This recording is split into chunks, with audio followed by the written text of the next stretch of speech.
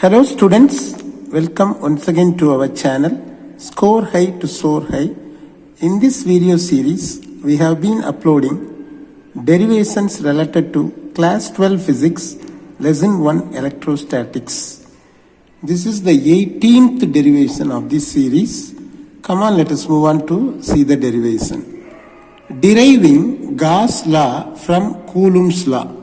Here in this derivation, we are going to derive Gauss law from Coulomb's law.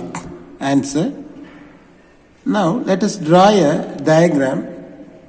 The diagram is drawn. Have a closer look at this diagram. Here at the center of this circle, a positive charge is placed. Let it be capital Q. And around this charge, let us consider a spherical Gaussian surface. On the surface, there exists a point charge Q0, and from this positive charge, the electric field lines originate. We have already known that from positive charges, electric field lines originate and they end up at negative charge. So from here, the electric field lines originate. So the direction of the electric field is in this direction. It is directing outward. So this is the direction of this electric field. Now let us consider a small portion, a small area on this spherical surface somewhere over here. That is nothing but dA. And let us draw a perpendicular line which is nothing but the aerial vector of this small area. So let it be dA vector. So in this case, both the electric field and the aerial vector dA vector are in the same straight line, are in the same direction. So the angle in between them is nothing but 0. By keeping these facts in mind, let us derive the derivation.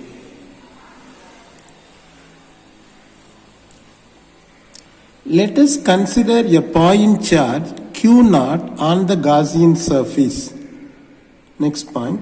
According to Coulomb's law, F is equal to 1 by 4 pi epsilon naught Q1 Q2 by R squared is the expression for Coulomb's law. Here in the place of Q1, capital Q, the positive charge is there. So let us put capital Q. And in the place of Q2, Q0 is there. So according to Coulomb's law, and as per this situation, the Coulomb's law is written in this way. F is equal to 1 by 4 pi epsilon naught Q Q0 by R squared. Let this be equation number 1. Then we all know that F is equal to QE. But here F is equal to Q0 into E. Therefore E is equal to F by Q0. So it is written capital E is equal to capital F by Q0. Let this be equation number 2. Now substituting equation 1 in equation 2, we get E is equal to F by Q0. So in the place of F, I have substituted this expression by Q0. So in the next step, E is equal to 1 by 4 pi epsilon naught Q Q0 by R squared. Here what is there? Q0 is there. It means Q0 by 1 is there.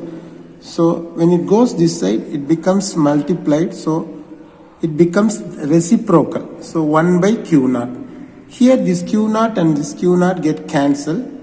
So what will be left out? Therefore, E is equal to 1 by 4 pi epsilon naught Q by R square. Let this be equation number 3.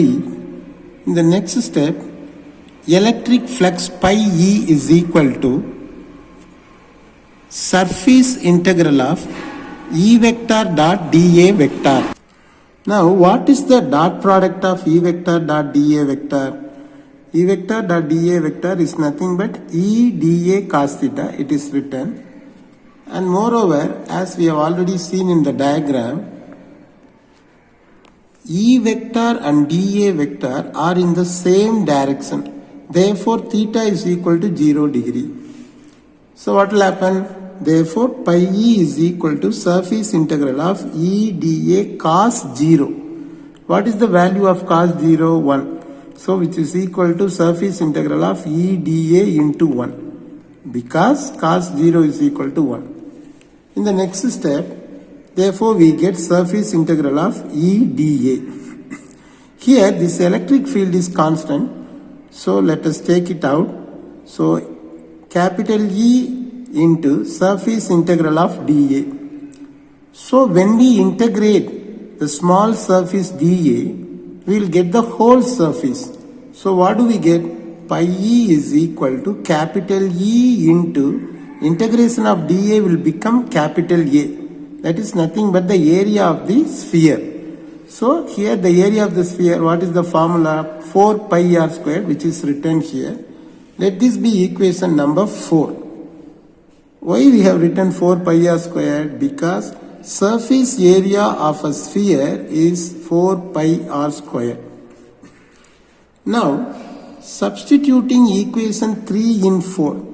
That means we have already got an expression for capital E, that is electric field. Now we are going to substitute that expression in place of E. So we get pi E is equal to 1 by 4 pi epsilon naught q by r squared into 4 pi r squared. This 4 pi and this 4 pi get cancelled. Similarly, r squared and r squared will get cancelled. So what will be left out? Q by epsilon naught. So finally we will get pi e is equal to q by epsilon naught. Finally, we have derived the expression pi e is equal to capital Q by epsilon naught, which is nothing but the expression for Gauss law. With this derivation has come to an end. Let us meet in the next video with another derivation. Like, share and comment and subscribe our channel and click the bell button for more videos. Thank you.